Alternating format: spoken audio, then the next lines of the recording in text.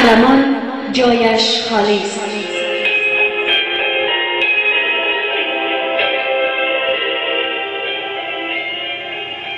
باز کن پنجره را که شب آبستن درد است و سحر پیدا نیست. امشب این خانه ابری و فضای دلگیر خواب در چشم ترم می شکند. باز کن پنجره را، باز کن پنجره را، پرده ها را بالا زن که از غریبانه ترین فاصله ها، از فرامرزی هندوکش و پامیر بلند، یک پرستوک فرسوخته در آتش دود شب به مهمانی من آمده است. در مزامیر گلویش خبر از وسوسه حادثه هاست. باز هم واهمه از آمدن صاعقه هاست. مرغک سوخته بر از آتش فاصله ها می تپد می گوید وای بر ما که خموشانه نشستیم و تماشا کردیم. آنچه از غارت و تزویر و دروغ، آنچه از خدعه و نیرنگ نظام فاسد خواب بر دیده ملت پاشیدند. بر سر پیکره زخمی و بیمار وطن از کجا تا و کجا تازیدند. ما نشستیم و تماشا کردیم. هیچ کس هیچ نگفت زین همه درد گرانسنگ که از سینه خاک من و تو می گذرد. باز کن پنجره را که شب آبستن درد است و سحر پیدا نیست.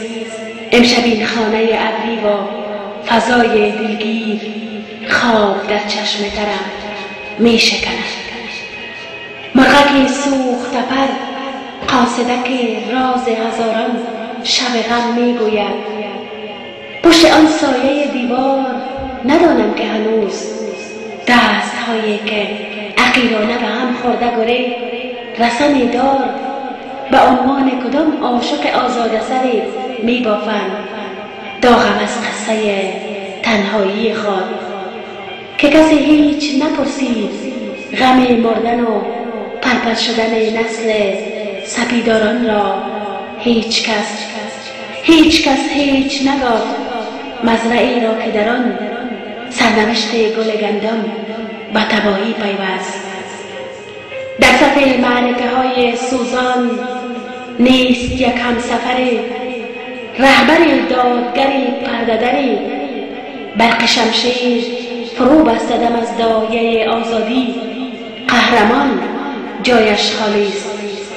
های مسعود عزیز، گرچه دیگر ز وجود تو چو سردار جهاد دره و صخره و صحرا و کنار ما خالی است، لیکن از زمزمه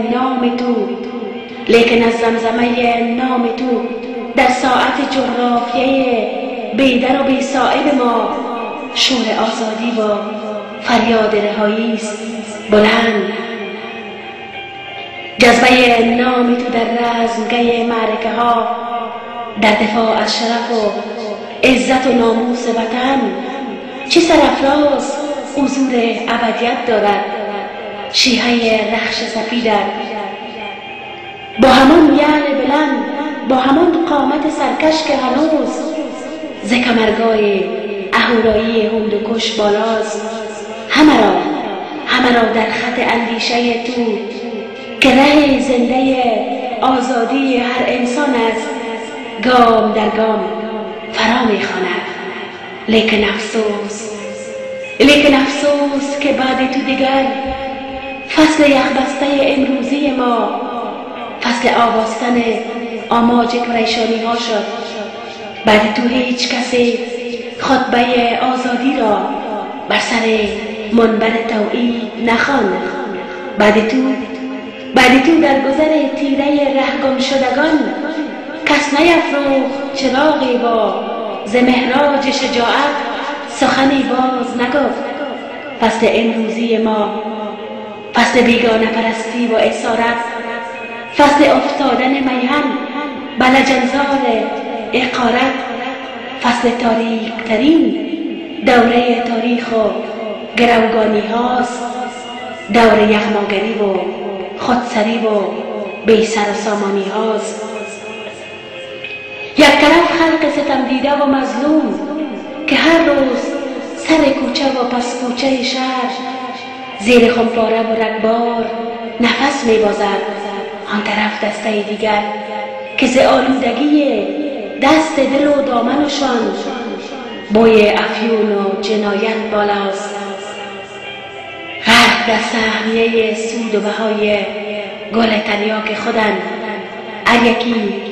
هر یکی فارغ از اندیشه هر بود و نبود، فارغ از آنچه که دیروز ز ویرانی و خون از دل تب زده و زخمی این خاک گذشت، فارغ از آنچه که امروز مرور شب غم باز از کوچه ویرانه ما می گذرد.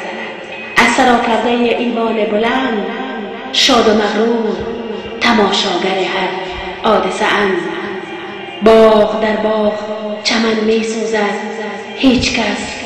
هیچ کس در پی آبادی نیست، هیچ کس در غم آزادی نیست. قهرمان جایش خالی است. باز کن پنجره را که شب آبستن درد است و سحر پیدا نیست. امشب این خانه ابری و فضای دلگیر خواب در چشم ترم می شکند.